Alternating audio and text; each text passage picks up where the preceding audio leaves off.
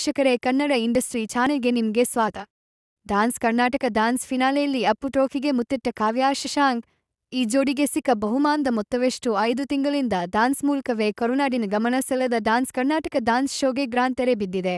ಶಶಾಂಕ್ ಮತ್ತು ಕಾವ್ಯ ಈ ಸೀಸನ್ ವಿಜೇತರಾಗಿ ಹೊರಹೊಮ್ಮಿದ್ದು ಅಪ್ಪು ಟ್ರೋಫಿಯನ್ನು ಎತ್ತಿ ಹಿಡಿದಿದ್ದಾರೆ. ಈ ಮೂಲಕ ಫಿನಾಲೆಯಲ್ಲಿದ್ದ 7 ಜೋಡಿಗಳ ಪೈಕಿ ಯಾರು ವಿಜೇತರ? ಅಪ್ಪು ಟ್ರೋಫಿಗೆ ಎತ್ತಿ ಹಿಡಿದವರು ಯಾರು ಎಂಬ ಕುತೂಹಲಕ್ಕೂ ತೆರೆ ಬಿದ್ದಿದೆ. ಜಾಹ್ನವಿ ಖಂಡಿ ಶಶಾಂಕ್, ಪ್ರಿಯಾ ಶಶಾಂಕ್, ಕಾವ್ಯ ಗಗನ, ಉಜ್ವಲ್, ನಿತಿನ್ ಶ್ರೀವಲ್ಲೆ, ಯಶಸ್ವಿನಿ ಚೆರ್ರಿ ಆಯ್ಕೆಯಾಗಿದ್ದರು.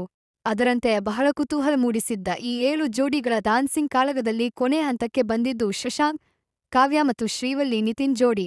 ಈ 2 ಜೋಡಿಗಳ ಪೈಕಿ ಕಾವ್ಯ ಮತ್ತು ಶಶಾಂಕ್ ಜೋಡಿಯ ಕೈ ಎತ್ತುವ ಮೂಲಕ ಶಿವರಾಜ್‌ಕುಮಾರ್ ವಿಜೇತರನ್ನು ಘೋಷಣೆ ಮಾಡಿದರು. ಡಿಕೆಡಿ ಶೋನಲ್ಲಿ ವಿಜೇತರಾದ ಶಶಾಂಕ್ ಮತ್ತು ಕಾವ್ಯಗೆ ಪುನೀತ್ ರಾಜ್‌ಕುಮಾರ್ ಅವರ ಟ್ರೋಫಿ ಜೊತೆಗೆ 15 ಲಕ್ಷ ಮೌಲ್ಯದ ಚಿನ್ನದ ನಾಣ್ಯ ಸಿಕ್ಕಿದೆ. ಎರಡನೇ ರನ್ನರ್ ಅಪ್ ಆದವರಿಗೂ ನಗದು ಬಹುಮಾನದ ಜತೆಗೆ ನೆನಪಿನ ಕಾಣಿಕೆಯನ್ನು ನೀಡಲಾಗಿದೆ.